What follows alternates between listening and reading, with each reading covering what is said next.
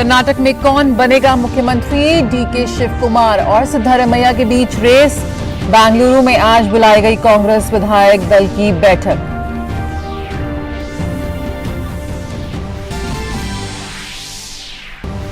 उत्तर प्रदेश नगर निकाय चुनाव में भाजपा की रिकॉर्ड तोड़ जीत। सभी 17 नगर निगमों में खिला कमल। नगर पालिका और नगर पंचायत में भी भाजपा का दमदार प्रदर्शन। मुख्यमंत्री योगी आदित्यनाथ ने जीत को बताया ऐतिहासिक।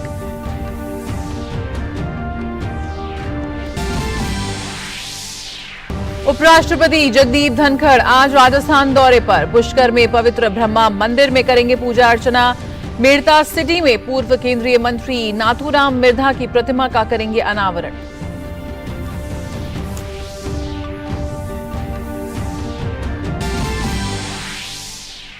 दक्षिण पूर्वी बांग्लादेश के तटीय इलाकों से टकराया चक्रवाती तूफान मोखा। कॉक्स बाजार का हवाई अड्डा एहतियातन किया गया बंद। चट्टोग्राम, सिलहट और वारिसल डिवीजनों में बहुत भारी बारिश की संभावना।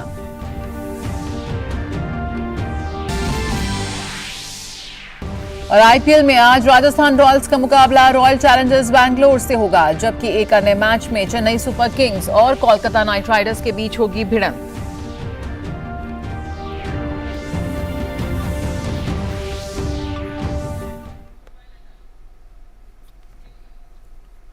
नमस्कार, समाचारों में आप सभी का बहुत स्वागत है। मैं हूं जया सिन्हा। शुरुआत करेंगे अहम खबरों के साथ। कर्नाटक विधानसभा चुनाव में कांग्रेस पार्टी की जबरदस्त जीत के बाद मुख्यमंत्री पद को लेकर सियासी हलचल तेज हो गई है। बेंगलुरु में आज कांग्रेस विधायक दल की बैठक होगी। मुख्यमंत्री पद को लेकर प्रदेश कांग्रेस अध्यक्ष डीके शिव कुमार और सिद्धारमैया सबसे प्रबल दावेदार माने जा रहे हैं। कांग्रेस पार्टी के राष्ट्रीय अध्यक्ष मल्लिकार्जुन खड़गे ने साफ कर दिया कि पार्टी अपने प्रक्रिया के तहत मुख्यमंत्री चुनने का काम करेगी। वहीं इससे पहले शनिवार को आए चुनावी नतीजों में कांग्रेस ने स्पष्ट बहुमत हासिल करते हुए 136 सीटों पर जीत दर्ज की। वहीं भाजपा ने 65, जनता दल सेकुलर ने 19 और अन्य ने 4 सीट पर जीत दर्ज की है। कांग्रेस को इन चुनाव में 43% से ज्यादा मत मिले हैं, जबकि भाजपा को 36 और जेडीएस को 13.31% मत मिला है। उत्तर प्रदेश निकाय चुनाव में भाजपा ने शानदार जीत दर्ज की है। भाजपा ने नगर निगम, नगर पालिका और नगर पंचायत के चेयरमैन से लेकर वार्ड काउंसलर तक सभी पदों पर विपक्षी दलों को चारों खाने चित कर दिया है। यूपी में ट्रिपल इंजन का नारा देकर चुनाव लड़ने वाली बीजेपी ने सभी 17 नगर निगम के मेयर पदों पर भगवा लहराया है। इन नगर निगमों के पार्षद पदों पर भी भाजपा ने भारी जीत हासिल करते हुए नगर निगम सदनों में पूर्ण बहुमत हासिल कर लिया। इसके साथ ही 96 और स्वार विधानसभा सीट पर हुए उपचुनाव में भी भाजपा गठबंधन को बड़ी जीत मिली है। रामपुर की स्वार विधानसभा सीट पर भाजपा और अपना दल गठबंधन के प्रत्याशी शफीक अहमद अंसारी ने सपा की अनुराधा चौहान को 9,734 वोटों से हराया। 96 विधानसभा उपचुनाव में भाजपा की सहयोगी अपना दल एस ने अपना दबदबा बरकरार रखा। एनडीए गठबंधन की प्रत्याशी रिंकी कोल ने जीत दर्ज की। कांटे की टक्कर में उन्होंने समाजवादी पार्टी की प्रत्याशी कीर्ति कोल को 9,589 मतों से पराजित किया। मुख्यमंत्री योगी आदित्यनाथ ने इस जीत का श्रेय शासन, विकास और सुरक्षा के वातावरण को दिया और कहा कि चुनाव में बेहतर समन्वय पार्टी की सबसे मजबूत ताकत था। उपराष्ट्रपति जगदीप धनखड़ आज राजस्थान में पुष्कर, करनाल और मेड़ता शहर का दौरा करेंगे। उपराष्ट्रपति पुष्कर के पवित्र ब्रह्मा मंदिर और श्री जट शिव मंदिर में पूजा अर्चना करेंगे। बाद में वे प्रख्यात समाज सुधारक वीर तेजाजी की जन्मस्थली नागौर जिले में स्थित करनाल भी जाएंगे। उपराष्ट्रपति पूर्व केंद्रीय मंत्री नाथूराम मिर्धा की प्रतिमा का अनावरण करने के लिए मेड़ता सिटी का भी दौरा करेंगे। स्वतंत्रता सेनानी और नागौर के कृषक समुदाय के प्रतिष्ठित नेता नाथूराम मिर्धा लोकसभा के 6 बार सदस्य रहे थे और उन्होंने 1979, 80 और 1989-90 तक केंद्रीय मंत्री के रूप में भी कार्य किया था। नाथुराम मिर्धा राष्ट्रीय कृषि मूल्य आयोग के अध्यक्ष भी रहे थे। वे 4 बार राजस्थान विधानसभा के सदस्य भी रहे और उन्होंने राजस्थान सरकार में कैबिनेट मंत्री के रूप में भी कार्य किया था। विदेश मंत्री डॉक्टर एस जयशंकर ने स्वीडन के स्टॉकहोम EU इंडो पैसिफिक मंत्री स्तरीय बैठक को संबोधित किया। यूरोपीय संघ और भारत प्रशांत क्षेत्र के बीच साझेदारी को मजबूत करने के उद्देश्य से बुलाई गई बैठक में जयशंकर ने कहा कि हिंद प्रशांत क्षेत्र वैश्विक कूटनीति के केंद्र में है। विदेश मंत्री ने कहा कि हिंद प्रशांत क्षेत्र बेहद जटिल है। ऐसे में यूरोप को हिंद प्रशांत क्षेत्र के साथ ज्यादा से ज्यादा संपर्क रखना चाहिए। Indo-Pacific itself is increasingly central to the direction of global politics. Among the issues that it throws up are the problems inherent in the established model of globalization. Recent events have highlighted the problems with economic concentration, as also the need for diversification. De-risking the global economy now involves both more reliable and resilient supply chains, as well as promoting trust and transparency in the digital domain. EU and indeed the world is better off with additional drivers of production and growth. और G20 संस्कृति कार्य समूह की दूसरी बैठक आज से ओडिशा के भुवनेश्वर में शुरू होगी, जो कि 17 मई तक चलेगी।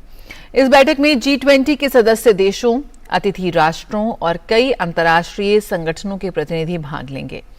बैठक में ठोस कार्रवाई उन्मुख सिफारिशों की दिशा में गंभीरता से प्रयास करने के क्रम में संस्कृति क्षेत्र के मुद्दों पर चर्चा होगी।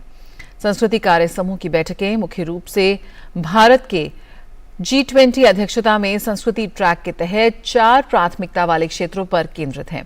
4 प्राथमिकता वाले क्षेत्र हैं: सांस्कृतिक संपदा का संरक्षण और पुनर्स्थापन, सतत भविष्य के लिए सजीव विरासत का उपयोग, सांस्कृतिक व रचनात्मक उद्योगों तथा रचनात्मक अर्थव्यवस्था को बढ़ावा देना और संस्कृति के संरक्षण एवं संवर्धन के लिए डिजिटल तकनीकों का लाभ उठाना। पद्मश्री पुरस्कार विजेता सुदर्शन पटनायक द्वारा उड़ीसा के पुरी बीच पर एक उत्कृष्ट रेत कला प्रदर्शनी बनाई जा रही है। प्रदर्शनी का विषय है संस्कृति सभी को एक सूत्र से जोड़ती है। इसका उद्घाटन केंद्रीय संस्कृति मंत्री जी किशन रेड्डी तथा केंद्रीय संस्कृति और संसदीय कार्य राज्य मंत्री अर्जुन राम मेघवाल करेंगे। वहीं प्रतिनिधियों की यात्रा के दौरान उनके सांस्कृतिक अनुभवों के लिए विभिन्न कार्यक्रम तैयार किए गए हैं। मणिपुर में सामान्य स्थिति बहाल होने के साथ ही प्रशासन और नागरिक संगठन अब राहत सामग्री के वितरण पर अधिक ध्यान दे रहे हैं। राज्य का स्वास्थ्य विभाग राज्य के विभिन्न हिस्सों में चिकित्सा जांच शिविर आयोजित किए जा रहे हैं।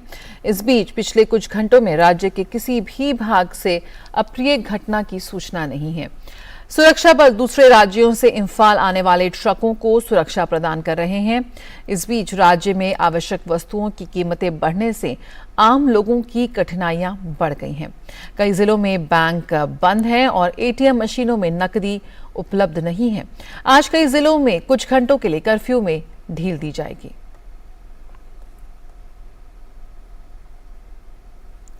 आईसीएसई की कक्षा 10वीं के परिणाम आज घोषित किए जाएंगे। वहीं आईएससी के कक्षा 12वीं के नतीजे भी आज जारी होंगे। बोर्ड ने नोटिफिकेशन जारी करते हुए कहा कि दोपहर 3 बजे नतीजे घोषित हो जाएंगे। विद्यार्थी अपने नतीजे आधिकारिक वेबसाइट CISCE.org पर देख सकते हैं।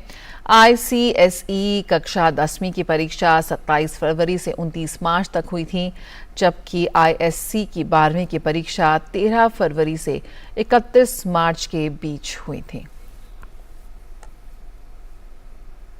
और तमिलनाडु में रोज शो का आयोजन किया जा रहा है। पर्यटकों को आकर्षित करने के लिए लाखों फूलों से विभिन्न आकृतियों को सजाया गया है। इसमें 35,000 से अधिक विभिन्न प्रकार के गुलाब से 29 फुट लंबा आईफिल टावर बनाया गया है, जिसका पर्यटक लुत्फ उठा रहे हैं। इसी तरह खेल संस्कृति को बढ़ावा देने के लिए बैडमिंटन, हॉकी और फुटबॉल के मॉडल भी उत्सव में फूलों से प्रदर्शित किए गए हैं। और रुकेंगे छोटे से ब्रेक के लिए, जल्द हाजिर होते हैं। भारतीय समुद्री विश्वविद्यालय मर्चेंट नेवी और मरीन इंजीनियरिंग में उज्जवल करियर बनाने का एक सुनहरा मौका। 6 स्थानों पर आधुनिक परिसर, विश्व स्तरीय इंफ्रास्ट्रक्चर। ये सिर्फ एक करियर नहीं, ये अवसरों का सागर है। भारतीय समुद्री विश्वविद्यालय भारत सरकार के अधीन वर्ष 2023-24 के लिए प्रवेश आमंत्रित हैं।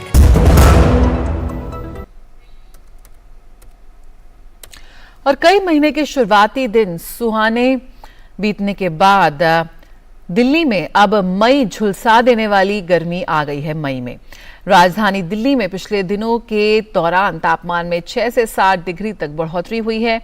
मौसम विभाग ने गर्मी के बढ़ते कहर से कुछ राहत की संभावना जताई है। मौसम विभाग के अनुसार अगले 24 घंटे के दौरान दिल्ली और आसपास के क्षेत्रों में आंशिक रूप से बादल छाए रहने की संभावना है। इस दौरान कुछ जगहों पर धूल भरी आंधी चलने की भी संभावना व्यक्त की गई है। वहीं उत्तर भारत की बात करें तो यहाँ के ज्यादातर राज्यों में अधिकतम तापमान 40 डिग्री या उससे अधिक दर्ज किया जा रहा है। और अब बात सेहत से जुड़ी हुई कैंसर के इलाज के अत्याधुनिक तकनीक का जिक्र करते हैं। कैंसर के इलाज में किसी भी रेडिएशन थेरेपी की तकनीक का लक्ष्य होता है मरीज को सिर्फ जरूरत के हिसाब से ही लक्ष्य आधारित डोज मिले और इसका कम से कम साइड इफेक्ट हो, खासकर तब जब बच्चों और युवाओं के इलाज की बात हो रही है। भारत में पहली बार नवी मुंबई के खारघर के टाटा मेमोरियल सेंटर में प्रोटॉन बीम थेरेपी शुरू की जा रही है। गुरुवार को पीएम मोदी ने इस केंद्र का उद्घाटन किया। देश में पब्लिक सेटअप में प्रोटॉन बीम थेरेपी की पहली सुविधा है। कैंसर इलाज की इस अत्याधुनिक तकनीक में स्वस्थ सेल्स पर असर नहीं पड़ता। कैंसर जैसी गंभीर बीमारी से निपटने में अब स्वदेशी तकनीक से तैयार प्रोटॉन थेरेपी बेहद कारगर साबित होने जा रही है। भारत में पहली बार नवी मुंबई के खारघर के टाटा मेमोरियल सेंटर में प्रोटॉन थेरेपी शुरू की जा रही है, जो बेहद ही आधुनिक है। आमतौर पर कैंसर मरीज को कीमो के इलाज में पीड़ा से गुजरना पड़ता है। रेडियोथेरेपी में भी मरीज की त्वचा के साथ साथ हड्डी, ब्रेन, दिल और आंख को भी नुकसान पहुंचता है, जबकि प्रोटॉन थेरेपी इन सभी दुष्प्रभावों से मुक्त है।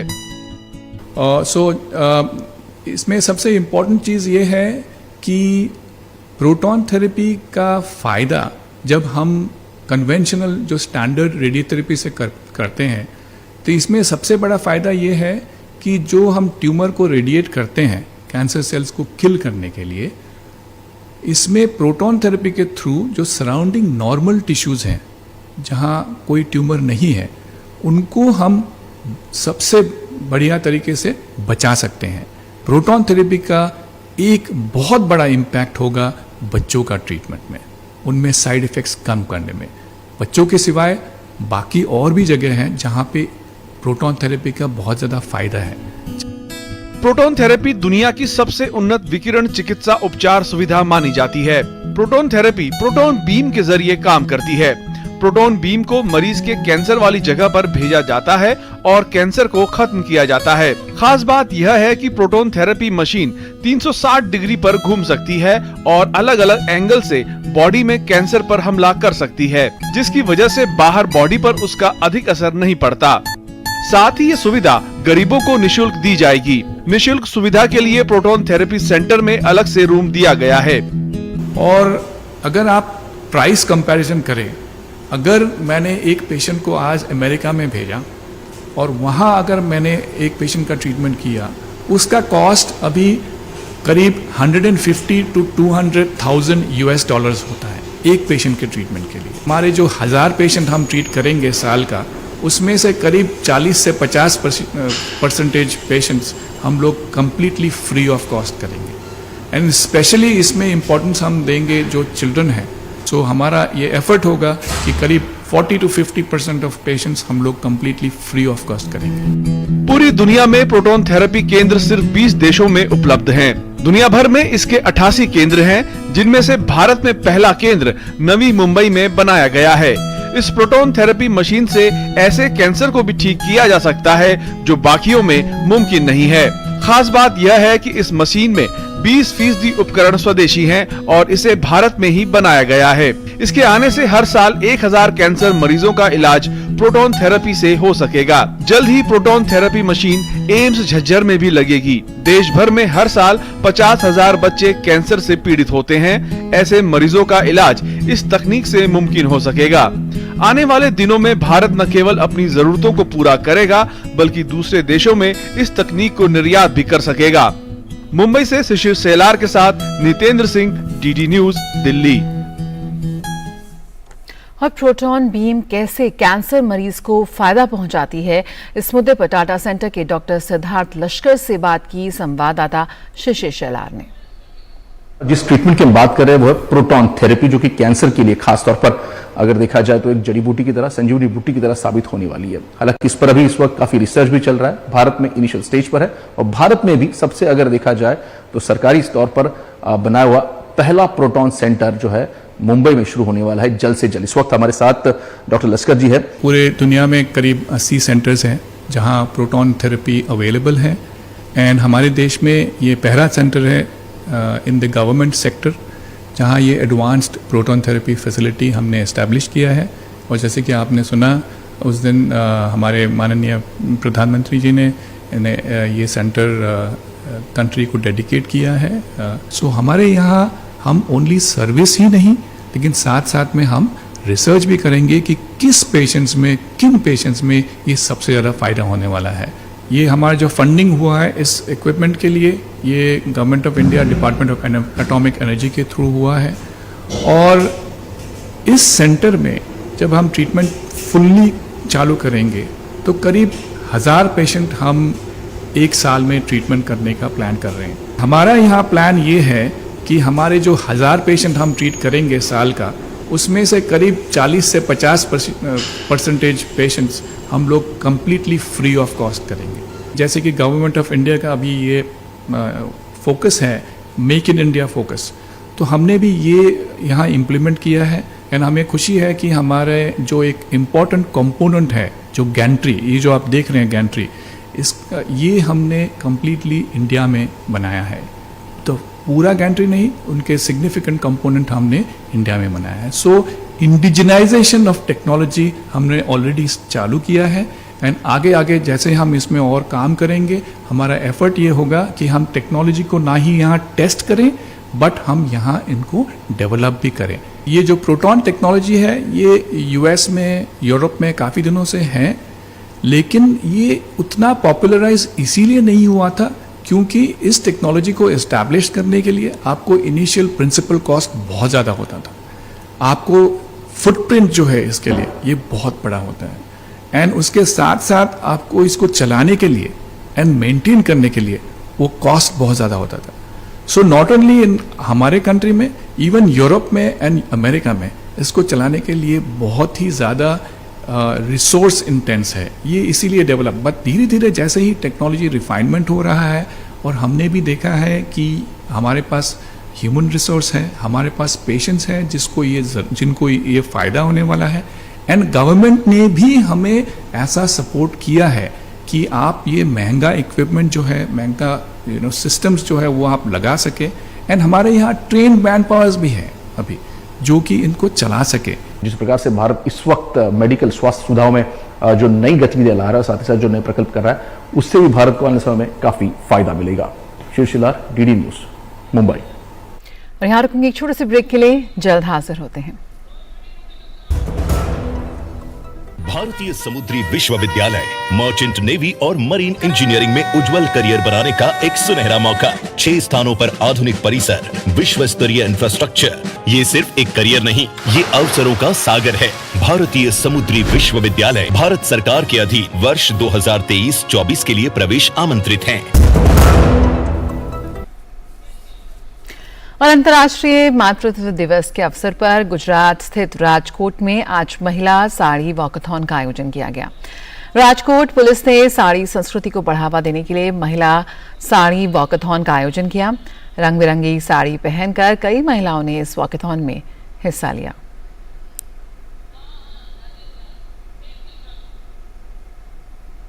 और अब बात करते हैं चक्रवाती तूफान मोका की, जो तेजी से आगे बढ़ रहा है।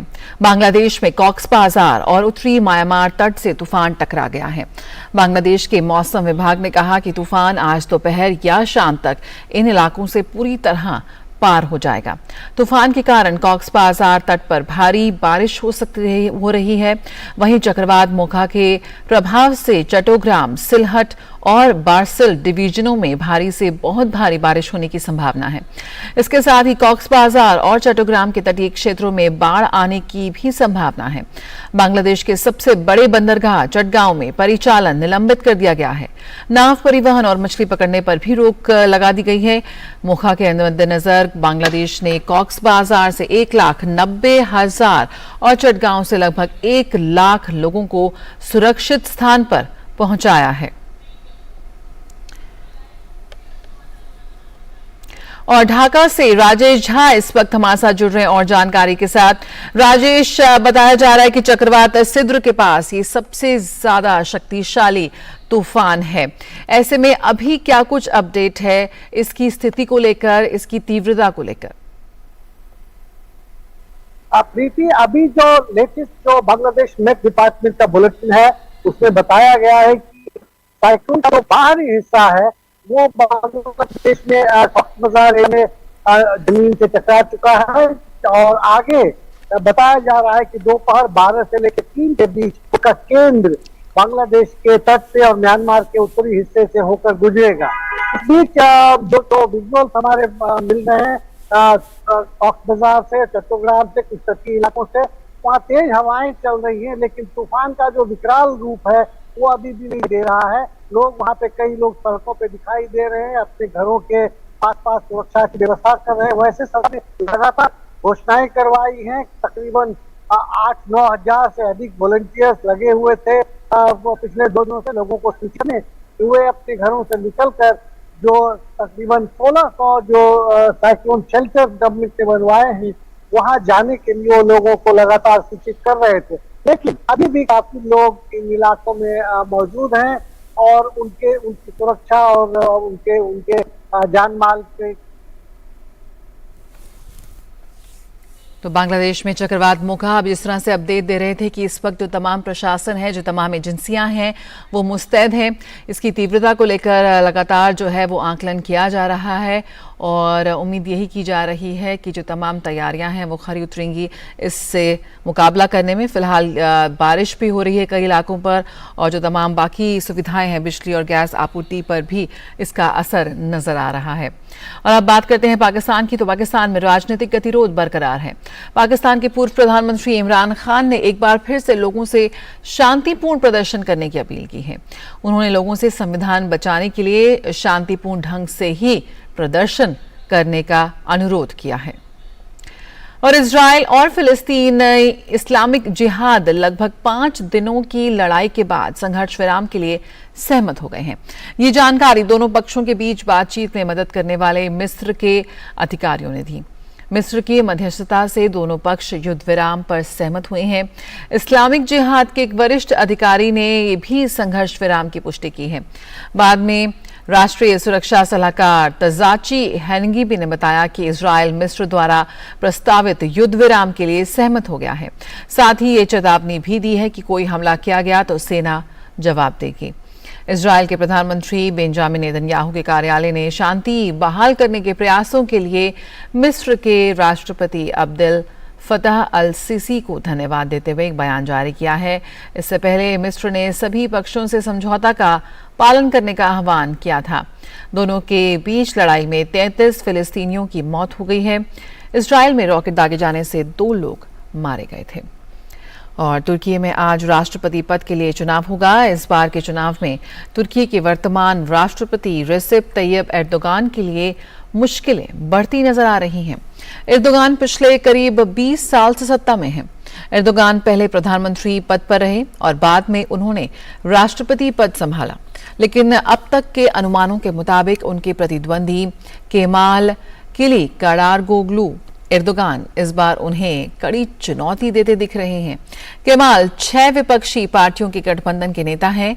हाल ही में राष्ट्रपति पद के 4 उम्मीदवारों में से एक उम्मीदवार ने केमाल को समर्थन देते हुए अपनी दावेदारी वापस ले ली।